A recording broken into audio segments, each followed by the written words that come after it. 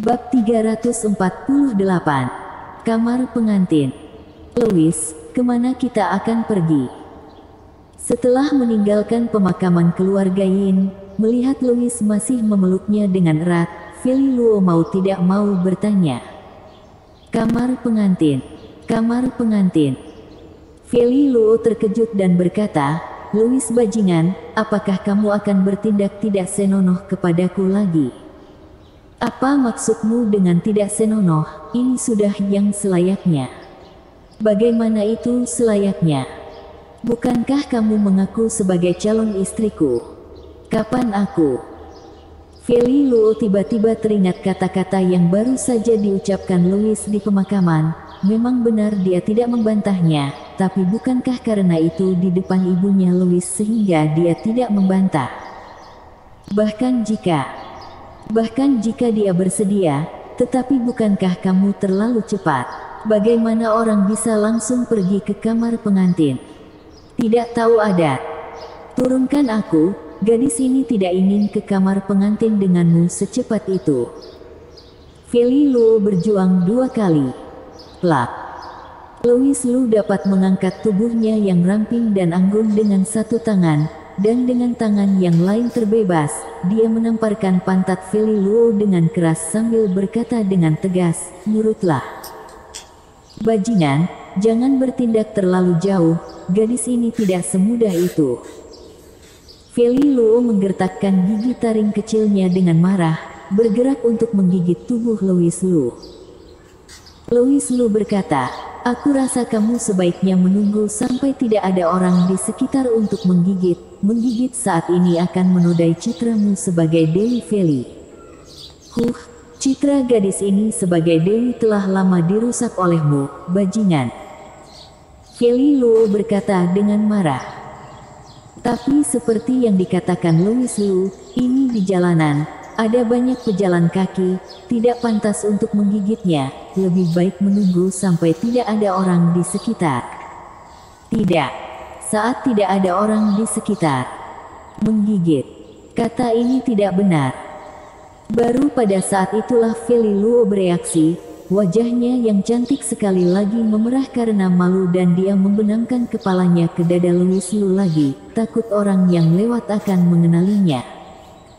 Untungnya, orang-orang yang lewat tidak mengetahui apa-apa. Sebenarnya, nama Dewi Feli sudah terkenal di dunia persilatan, dan banyak orang di dunia sekuler juga pernah mendengar tentang dia. Tetapi mereka yang benar-benar bertemu dengannya sebenarnya hanya yang di dalam lingkaran itu. Ketika Feli Luo berada di institusi bela diri ibu kota, dia diberkati oleh dewa dan sangat beruntung.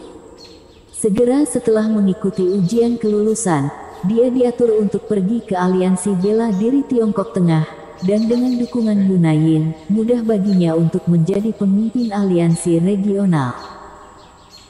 Fotonya juga hanya pernah disimpan di daftar institusi, tetapi institusi bela diri ibu kota bukanlah tempat yang bisa dimasuki orang biasa, dan forum sekolah bahkan membutuhkan izin untuk masuk.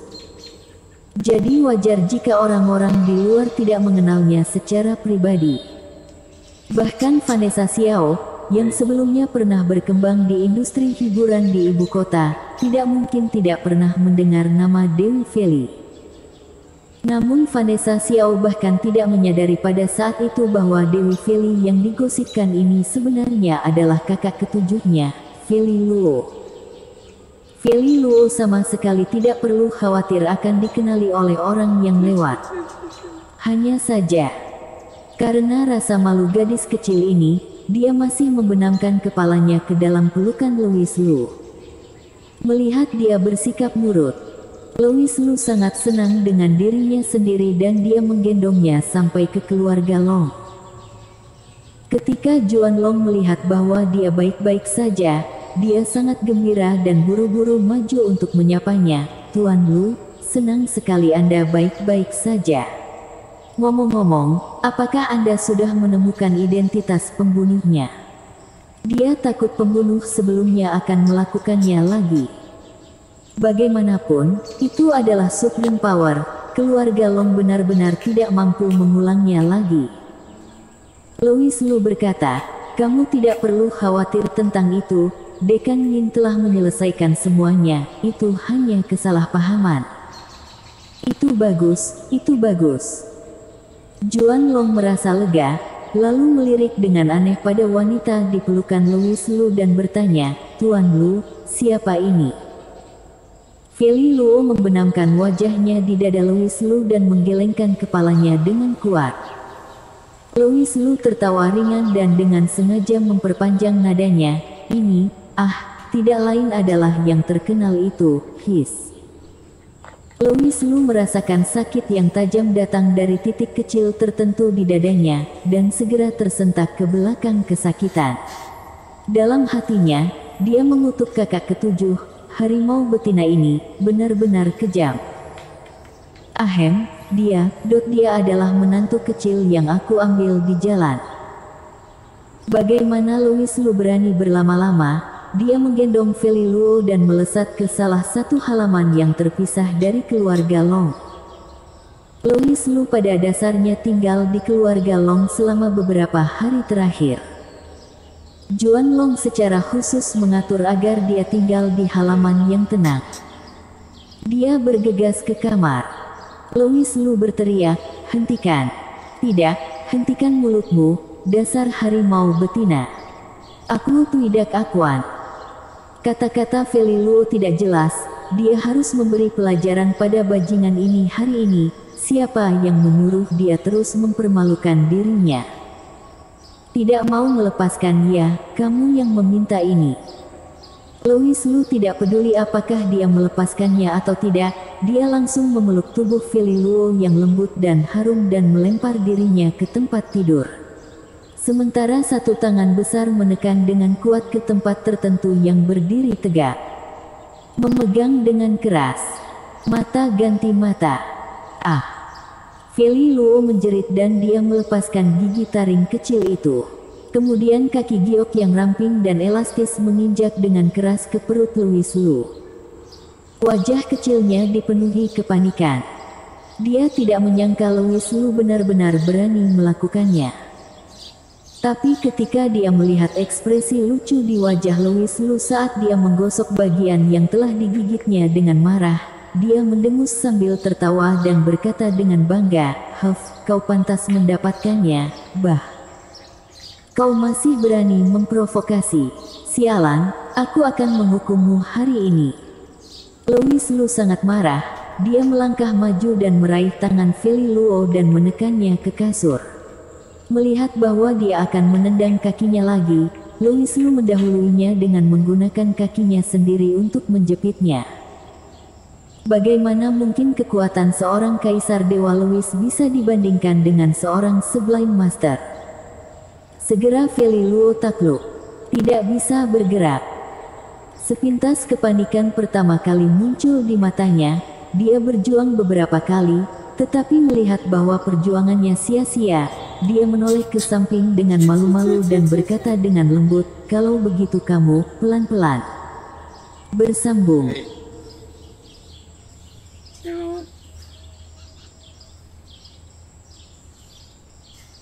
Bab 349. Provokasi.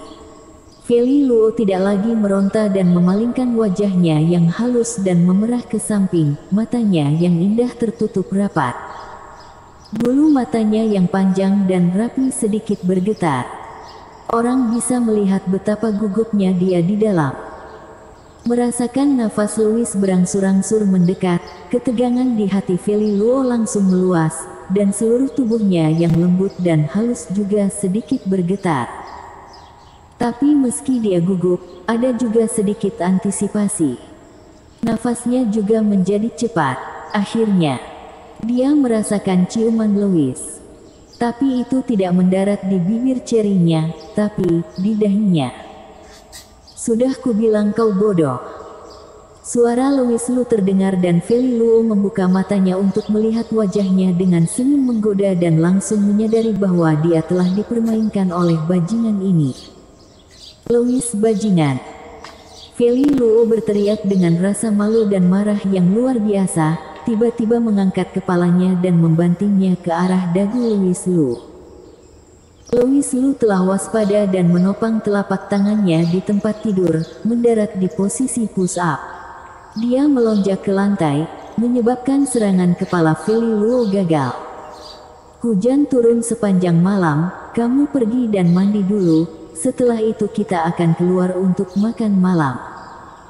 Louis Lu berkata dan dengan cepat meninggalkan ruangan. Hampir saja. Benar-benar hampir saja.